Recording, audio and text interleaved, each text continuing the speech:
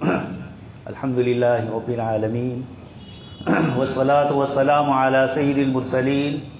وعلی آلہ واصحابہ اجمعین۔ قال اللہ تبارک و تعالی فی الکلام المجید والفرقان الحمید۔ اعوذ باللہ من الشیطان الرجیم، بسم اللہ الرحمن الرحیم۔ وَلَوْ أَنَّ أَهْلَ الْقُرَىٰ آمَنُوا وَاتَّقَوْا لَفَتَحْنَا عَلَيْهِمْ بَرَكَاتٍ مِّنَ السَّمَاءِ وَالْأَرْضِ۔ وَقَالَ تَعَالَىٰ أَفَأَمِنُوا مَكْرَ اللَّهِ فَلَا يَأْمَنُ مَكْرَ اللَّهِ إِلَّا الْقَوْمُ الْخَاسِرُونَ۔ وَقَالَ تَعَالَىٰ وَكَأَيِّن مِّنْ آيَةٍ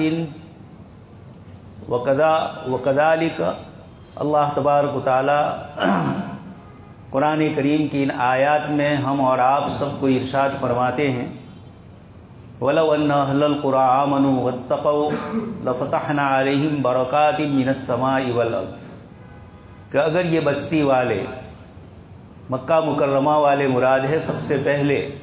لیکن آیت کا عموم دنیا کی تمام بستیوں کو، آبادیوں کو، انسانوں کے جماعتوں کو، گروہوں کو اللہ پاک فرماتے ہیں وَلَوْ أَنَّ أَهْلَ الْقُرَىٰ آمَنُوا، اگر بستی والے ایمان لے آئے، وَاتَّقَوْا، اور تقوی پرہیزگاری والی زندگی اختیار کرے، لَفَتَحْنَا عَلَيْهِمْ بَرَكَاتٍ مِّنَ السَّمَاءِ وَالْأَرْضِ، تو ہم ان کے اوپر آسمان و زمین کی برکتیں کھول دیں گے، لیکن انہوں نے ایسا نہیں کیا، وَلَٰكِن كَذَّبُوا فَأَخَذْنَاهُمْ۔ اللہ پاک فرماتے ہیں انہوں نے نافرمانی کی تو پھر ہم نے ان پر سخت عذاب نازل کیا۔ آگے اللہ پاک ارشاد فرماتے ہیں کہ اگر اللہ پاک دن میں ان پر عذاب لے آئے تو کون روکنے والا ہے، اگر رات میں اللہ تبارک و تعالیٰ ان پر عذاب لے آئے تو اس کو کون روکنے والا ہے۔ اور آگے ارشاد فرمایا أَفَأَمِنُوا مَكْرَ اللَّهِ، کیا انسان اللہ پاک کی تدبیر سے غافل ہو چکا ہے، مطمئن ہو چکا ہے کہ نعوذ باللہ گناہ کرتے رہیں اور اللہ پاک کی طرف سے پکڑ نہ آئے، حالات نہ آئے۔ اللہ پاک نے اور دوسری آیتوں میں فرمایا وَكَأَيِّن مِّن قَرْيَةٍ أَتَتْ عَنْ أَمْرِ رَبِّهَا وَرُسُلِهِ فَحَاسَبْنَاهَا حِسَابًا شَدِيدًا۔ أَتَتْ عَنْ أَمْرِ رَبِّهِ، اللہ پاک فرماتے ہیں جو اللہ پاک کی رحمت سے اور اللہ پاک کی نعمتوں سے ناشکری کا انداز اختیار کرے، اللہ تبارک تعالیٰ کی نافرمانی کرے، اللہ پاک فرماتے ہیں وَكَأَيِّن مِّن قَرْيَةٍ، بہت ساری بستیاں ایسی ہیں، یمرون علیہا، وہاں سے لوگ گزرتے ہیں اور وہ کیا ہوتے ہیں، عتت عن امر ربها ورسلہ، تو فحاسبناها حسابا شدیدا، اللہ پاک فرماتے ہیں ہم سخت پکڑ کرتے ہیں۔ جناب نبی اکرم صلی اللہ علیہ وسلم سے صحابہ کرام نے عرض کیا، لمبی تفصیلی روایت ہے، اسی روایت میں صحابہ کرام نے آپ صلی اللہ علیہ وسلم کے ایک جواب میں ارشاد فرمایا، آپ صلی اللہ علیہ وسلم نے الوہن، تم پر وہن طاری ہو گیا۔ صحابہ نے پوچھا قالوا مل وہن یا رسول اللہ، قال حب الدنیا و کراہیت الموت۔ اللہ کے نبی صلی اللہ علیہ وسلم نے ارشاد فرمایا کہ تم پر امتیں ایسے ٹوٹ پڑے گی جیسے کھانے کے اوپر بھوکے لوگ ٹوٹ پڑتے ہیں۔ اللہ کے نبی صلی اللہ علیہ وسلم نے یہ ارشاد فرمایا، صحابہ نے عرض کیا کیا اس وقت ہماری تعداد کم ہوتی؟ آپ صلی اللہ علیہ وسلم نے فرمایا نہیں، تمہاری تعداد آج سے بھی زیادہ ہوگی، لیکن تم پر وہن طاری ہو جائے گا۔ صحابہ کرام نے پوچھا مل وہن یا رسول اللہ، اللہ کے رسول صلی اللہ علیہ وسلم یہ وہن کیا ہے؟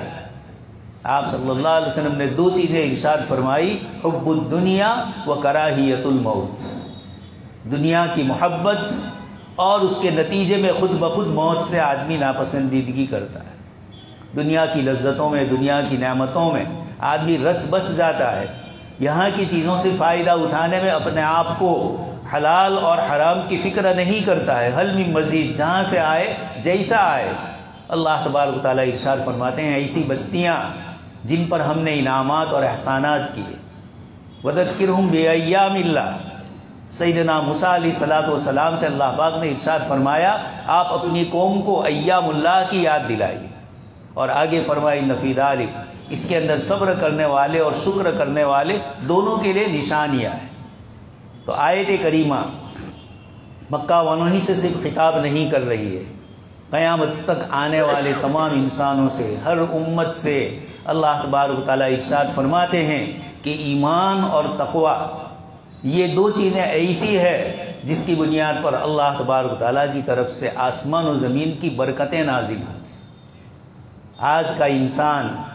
اپنے اعتبار سے پریشان ہے،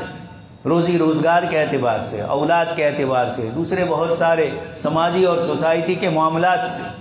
اپنی بیماریوں سے، اپنی تکلیفوں سے، پریشانیوں سے انسان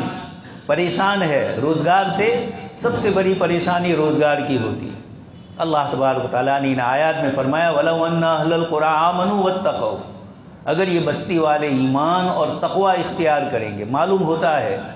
کہ وہ ذات جہاں سے خزانے ملتے ہیں، جو خزانوں کی مالک ہے، وَلِلَّهِ خَزَائِنُ السَّمَاوَاتِ وَالْأَرْضِ، آسمان و زمین کے سارے خزانے جس کے قبضے میں ہیں، اس نے روزی روٹی کا وعدہ فرمایا ہے وَمَا مِن دَابَّةٍ فِي الْأَرْضِ إِلَّا عَلَى اللَّهِ رِزْقُهَا،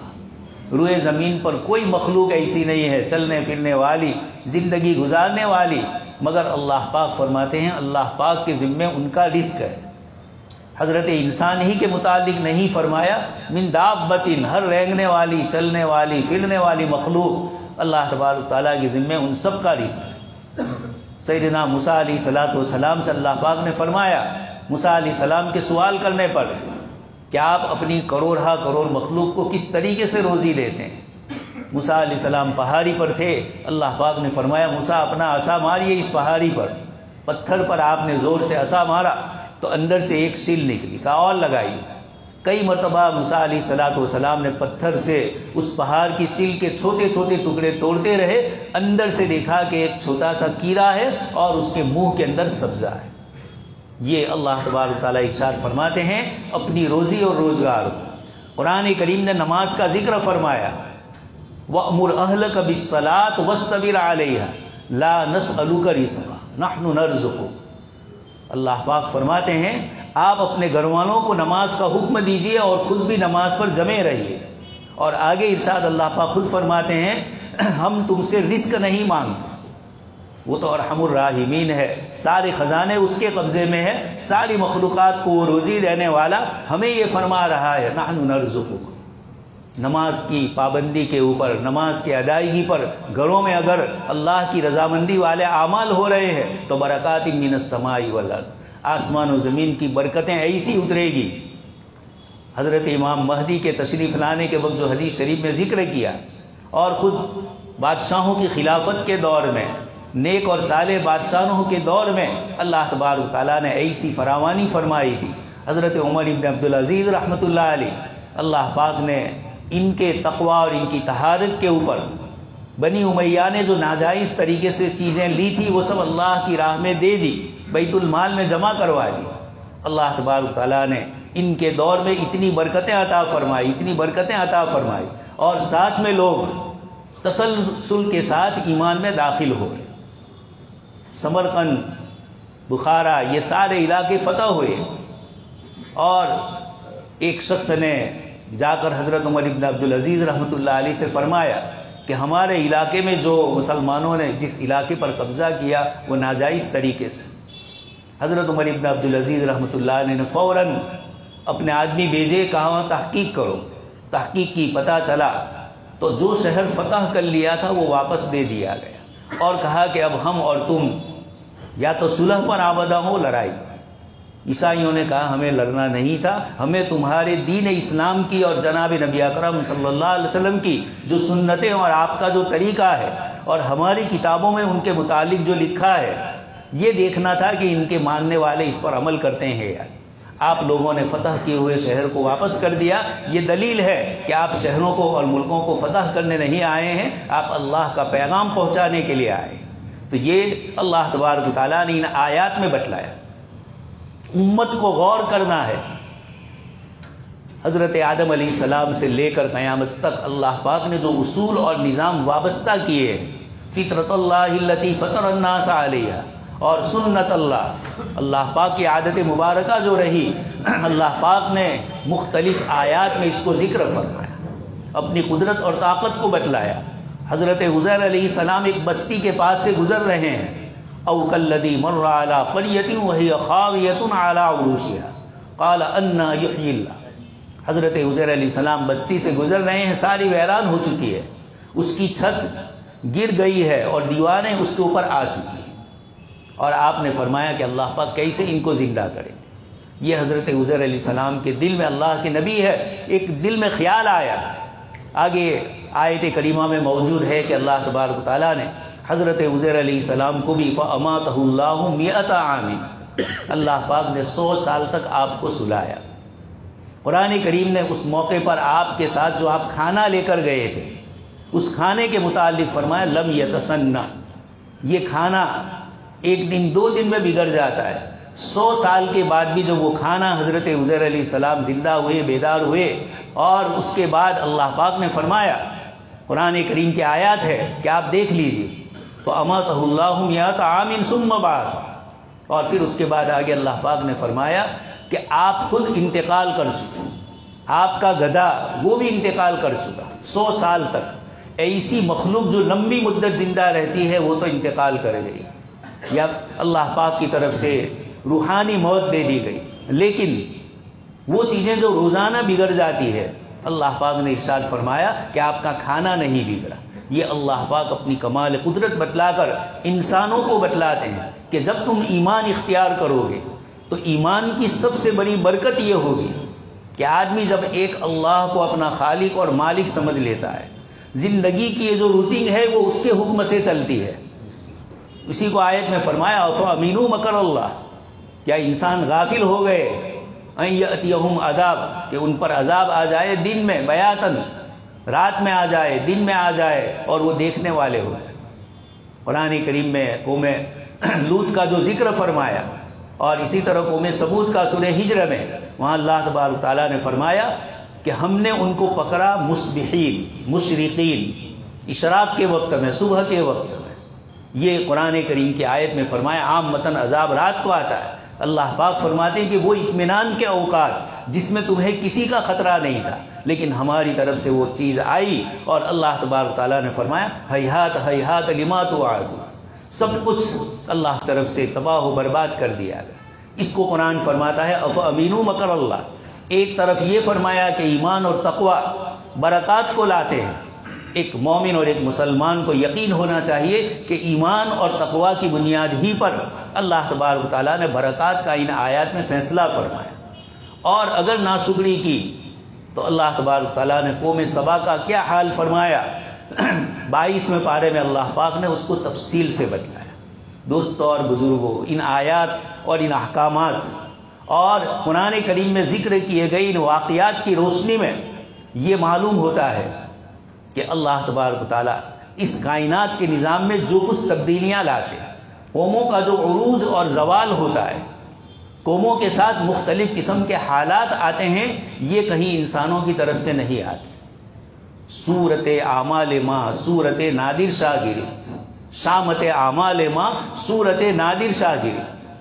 جس وقت دہلی پر نادر شاہ نے حملہ کیا اور تباہ و برباد کر دیا، اس موقع پر ایک بزرگ نے یہ جملہ کہا، کچھ لوگ کہتے ہیں کہ کسی آخری مغل بادشاہ نے ہی کہا یا کسی اور نے کہا کہ شامت اعمال ماں، کہ ہمارے اعمال کی جو نحوست ہے یہ نادر شاہ کی شکل میں آئی ہے۔ یہ اللہ تبارک تعالیٰ سارے انسانوں کو خطاب کرتے ہیں، اور قرآن کریم کی ان مختلف آیات اور مختلف احوال کی روشنی میں ہم سب کو بتلاتے ہیں۔ پہلی صلیبی جنگ ہوئی، سلطان صلاح الدین ایوبی رحمۃ اللہ علیہ اور ان سے پہلے نور الدین زنگی، ان لوگوں نے مسلسل بیت المقدس کی طرف آنے والے حملوں کو روکنے کی کوششیں کی، اور اللہ تبارک تعالیٰ نے اس کے بعد فتح نصیب فرمائی۔ لیکن یہ جو حالات آئے، اس سے پہلے صلاح الدین ایوبی اور ان لوگوں کے آنے سے پہلے امت مسلمہ کا حال کیا تھا؟ وہ آپس میں دست و گرے باندھے۔ اس وقت بھی ہم جو دیکھ رہے ہیں عالم عرب کے احوال، حضرت مولانا سید ابو الحسن علی الندوی رحمۃ اللہ علیہ 1951-52 میں آپ ان تمام ممالک کا سفر کر رہے ہیں۔ 48 میں اسرائیل بنا اور 51-52 میں حضرت کا سفر ہے، اور شرق اوسط کی دائرے کے عنوان سے آپ نے روزانہ جن جن سے ملاقات ہوئی، جن کے ساتھ آپ کے معاملات پیش آئے، اور بیت المقدس جو ابھی نیا نیا اسرائیل بنا تھا، یہ ساری شکلیں حضرت مولانا نے اپنی آنکھوں سے دیکھی۔ تو حضرت مولانا کا یہ فرمانا ہے کہ یہ سب عرب سربراہوں کی سستی، کاہلی، نادانی، مستقبل کو نہ جاننا، خواہشات پرستی، کھانے پینے اور لذتوں کے اندر عیش و عشرت میں ایسا مست ہو جانا، جس کو اقبال نے ایک ہی جملے فرمایا، تجھ کو بتاؤں میں تقدیر امم کیا ہے، امتوں کی تقدیریں کیسے بدلتی ہے، شمشیر و سینہ اول، بہادری، جفا کشی، سستی نہ ہونا، چستی کے ساتھ رہنا، اور اللہ کو راضی کرنے کے ساتھ ساتھ ان چیزوں پر بھی اپنے آپ کو تندرست اور طاقت والا بنانا۔ المؤمن القوی خیر من المؤمن الضعیف، حدیث شریف میں فرمایا گیا قوت والا ایمان والا کمزور ایمان والے سے، جسمانی قوت کی بات ہو رہی ہے، جسمانی اعتبار سے جو کمزور ہے، قوت والا اللہ پاک کے نزدیک اس سے بہتر ہے، علمی اعتبار سے ہو، عملی اعتبار سے ہو، جسمانی اعتبار سے ہو، ہر اعتبار سے جہاں ذوق ہوگا اس ذوق کے مقابلے میں قوت والا، جناب نبی اکرم صلی اللہ علیہ وسلم فرماتے ہیں اس میں خیریت۔ تو اللہ تبارک و تعالیٰ نے ساری آرام اور راحت کے نقشے دیے، لیکن حضرت مولانا علی میاں صاحب نے 1967 میں جب بیت المقدس ہمارے پاس سے گیا، اسرائیل نے قبضہ کر لیا، اس وقت وہاں مصر جو عالم اسلام کا اس وقت سب سے بڑا ملک تھا، سب کی نمائندگی وہ کرتا تھا، ایجپٹ، لیکن صدر جنرل ناصر اور اس طرح کے دوسرے لوگ تھے، ان کا کیا حال ہے؟ حضرت مولانا نے لکھا ہے کہ جس وقت یہ لڑائی چل رہی تھی رمضان کا مہینہ تھا، لیکن مصری فوجیں جن ہوٹلوں میں قیام پذیر تھیں وہاں شراب و کباب کی مجلسیں لگی ہوئی تھیں، اور اس کے مقابلے میں یہودی روزہ رکھے ہوئے تھے۔ یہ رمضان کا روزہ نہیں تھا، بیت المقدس کو فتح کرنے کی خوشی میں اس کی عبادت کے طور پر منت مانتے ہوئے ایک قوم روزہ رکھی۔ یہ دوست اور بزرگوں، دنیا کا جو نظام ہے اللہ پاک نے اس کو، وہ مسبب الاسباب ہے، کسی بھی وقت اسباب سے اس کی تاثیر لے سکتے ہیں، لیکن عام احوال میں اللہ پاک نے نظام یہی بنایا ہے۔ اسی لیے حضرت عمر ابن عبدالعزیز رحمۃ اللہ علیہ اپنے آدمیوں کو بھیج رہے ہیں تو فرما رہے ہیں کہ انتم اقل عددا وعدتا، تم اپنی تیاری کے اعتبار سے ظاہری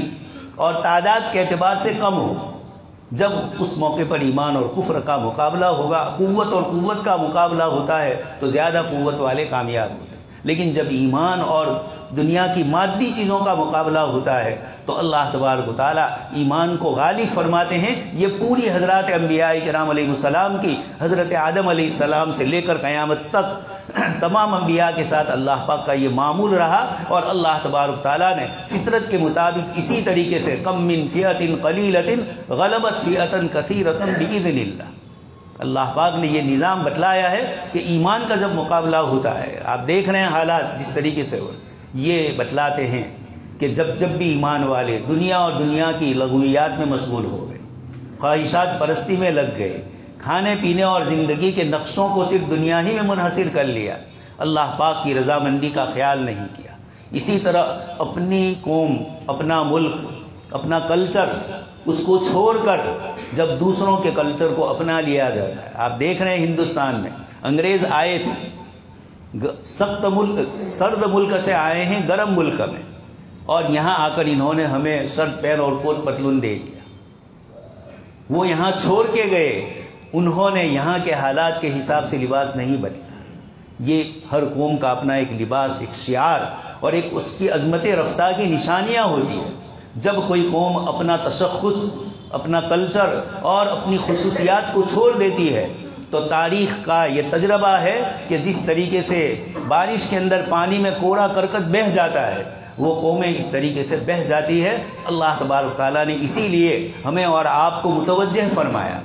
صرف مکہ والوں کو خطاب نہیں ہے، قیامت تک کے سارے انسانوں کو فرمایا کہ اگر تقوی اور ایمان کی زندگی گزارو گے لفتحنا علیہم برکات، کہاں سے ہوگی؟ جس ذات کی طرف سے برکتوں کا صدور ہو رہا ہے، جو ان سب کی مالک ہے، وہ یہ فرما رہے ہیں کہ ایمان اور تقوی کی بنیاد پر میری طرف سے تمہیں برکتیں ملتی ہے، آرام اور راحت اور زندگیوں کا سکون ملتا ہے۔ تو پہلی صلیبی جنگ کے موقع پر بھی اس وقت کے جو مورخین ہیں،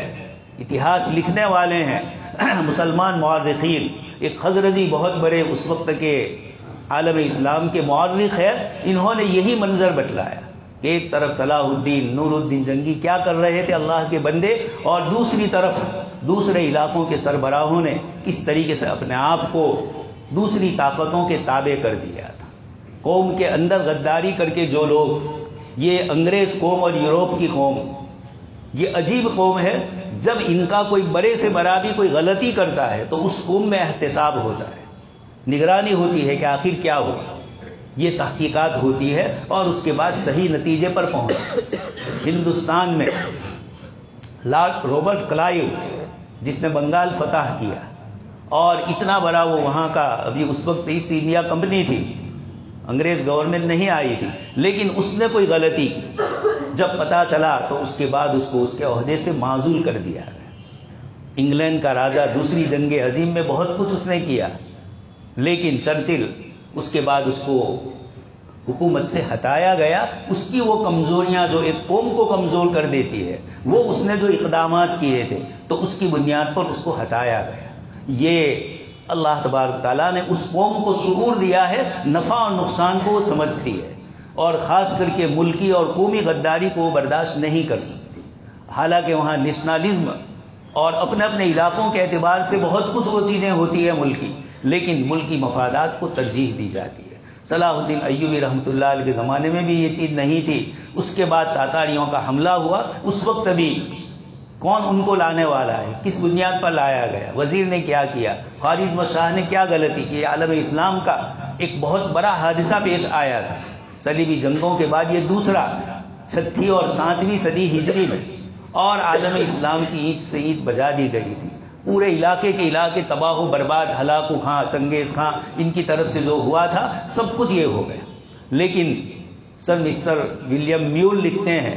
کہ چند سال نہیں گزرے کہ مسلمانوں کو شکست دینے والے اسلام کے دائرے میں داخل ہو گئے۔ یہی ترک اور تاتاری قوم، اللہ تبارک تعالیٰ نے ان کو ایمان کی توفیق دی، اور اللہ تبارک تعالیٰ نے مخلص خفیہ طریقے سے دعوت دینے والے اللہ کے بندے تھے، ان کی دعوت اور ان کی محنت رنگ لائی، اور وہی جو 50 سال پہلے جنہوں نے اینٹ سے اینٹ بجا دی، اللہ پاک نے اسی کو کھڑا کیا۔ سلجوقی قوم اور اسی طریقے سے ترک قوم، یہ وہی لوگ ہیں۔ اللہ تبارک کا تاتاریوں ہی کی الگ الگ شاخیں ہیں۔ اللہ پاک نے ان کو ایمان کی دولت سے نوازا، اور 400 سال تک قسطنطنیہ استنبول کو انہوں نے عالم اسلام کا مرکز بنا کر تھمائے رکھا۔ یہ اللہ پاک کی طرف سے یہ واقعات اور یہ حالات ہمیں بتلاتے ہیں کہ جب وہ لوگ حکومت پر جو تھے، حضرت مولانا علی میاں صاحب نے جو اصل چیز لکھی ہے کہ میں اس کے بعد جارڈن بھی آپ گئے، اس وقت شریف مکہ جنہوں نے بغاوت کی تھی ترکی سلطنت کے خلاف اور مکہ مکرمہ کے علاقے پر قبضہ کر لیا، یہ اپنی آخری زندگی گزار رہے تھے جارڈن میں، اور ان کا بیٹا تھا عبداللہ، ابھی جو ہے اس کے دادا۔ یہ اس موقع کے اوپر جارڈن کے راجا کے یہاں مولانا پہنچے ہوئے ہیں، عبداللہ کے یہاں، اس کا باپ شریف مکہ جس نے بغاوت کر کے زندگی گزار رہا تھا، حضرت مولانا لکھتے ہیں کہ اس کے پاس ہم گئے تو ہماری وجہ سے وہ بے تھا،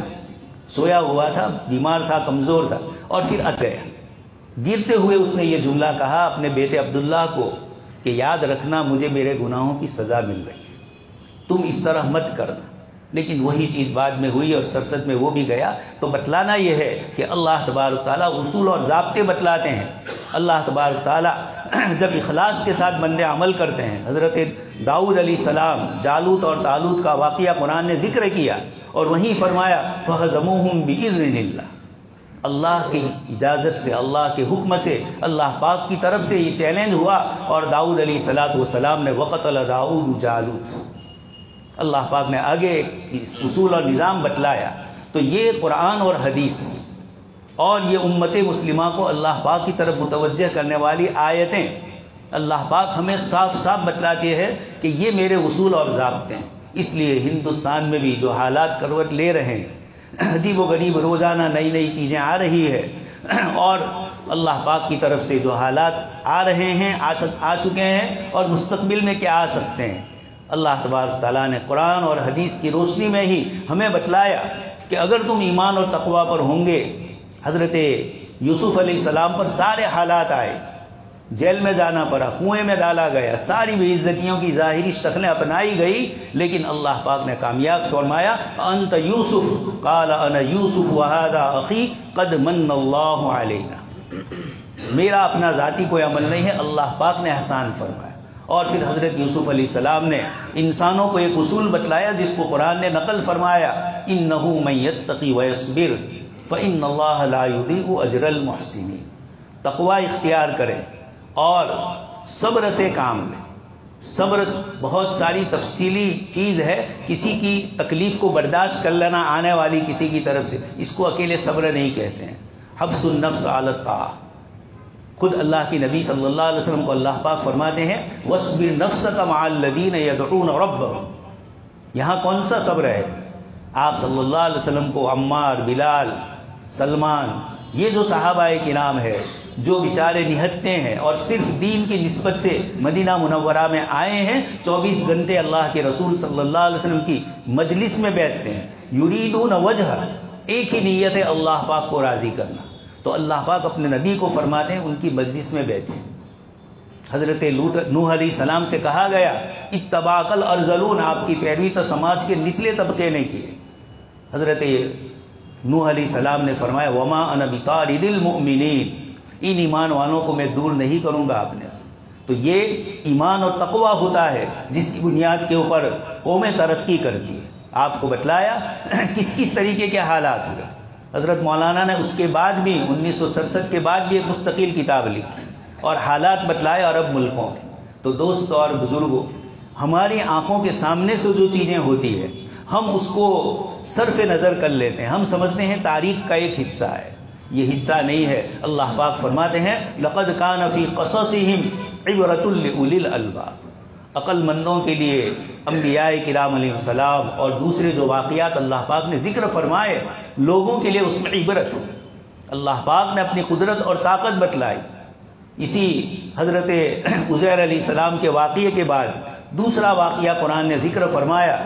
حضرت ابراہیم علیہ السلام کا۔ انہوں نے کہا کہ وَلَٰكِن لِيَطْمَئِنَّ قَلْبِي، میرا دل مطمئن ہو جائے، تو اللہ پاک نے حکم دیا 4 پرندوں کو لاؤ اور سداؤ، اپنے سے مانوس کر دو، اور پھر اس کے بعد الگ الگ جگہ پر ان چاروں کو ذبح کر کے ان کے ٹکڑے ایک دوسرے میں ملا دو، اور پھر اس کے بعد ان کو بلاؤ، پکارو۔ اللہ پاک نے فرمایا وَلَٰكِن لِيَطْمَئِنَّ قَلْبِي قَالَ فَخُذْ أَرْبَعَةً مِّنَ الطَّيْرِ فَصُرْهُنَّ إِلَيْكَ، اور پھر آگے يَأْتِينَكَ سَعْيًا، جن کو ذبح کر دیا گیا، مر چکے تھے۔ اللہ پاک نے حضرت ابراہیم علیہ السلام سے اس معجزے کا ظہور فرما کر مجھے اور آپ کو آخرت کی زندگی کی یاد دلائی کہ اس زندگی کے بعد دوسری زندگی آئے گی اور اللہ پاک وہاں بھی زندہ فرمائیں گے اور حساب کتاب لیا جائے گا۔ ایک مومن اور ایک مسلمان کی سب سے بڑی توجہ آخرت کے مسئلے پر ہوتی ہے۔ اللہ پاک سے دعا ہے کہ اللہ تبارک تعالی ہم سب کو قرآن کریم کی ان آیات کے مطابق زندگی گزارنے کی توفیق نصیب فرمائے، حالات کو اللہ پاک خوشگواری میں بدل لیں۔ آمین۔ وآخر